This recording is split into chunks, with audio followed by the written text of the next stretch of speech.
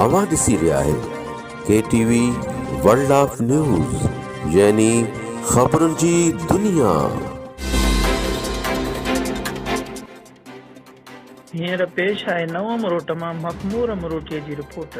नवों मरोट में अल मेहरान वॉलीबॉल नवों मरोट पारां हितां जे बहितरीन क्रिकेटर मरहूम इमरान अली मीरानी जी यादि में हिकु वॉलीबॉल टूर्नामेंट थी गुज़री, जंहिंमें इरफान अहमद दल ऐं हाजी निसार अहमद दल जे टीमुनि हिसो वरितो।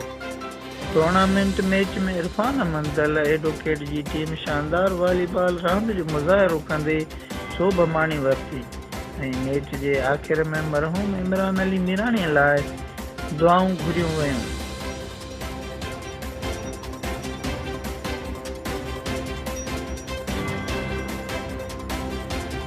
सामी कई से असां से पर उन्हनि बेहतर मेहनत कई, असां थोरो माना घटि मेहनत कई, इन करे असां हारायोसीं।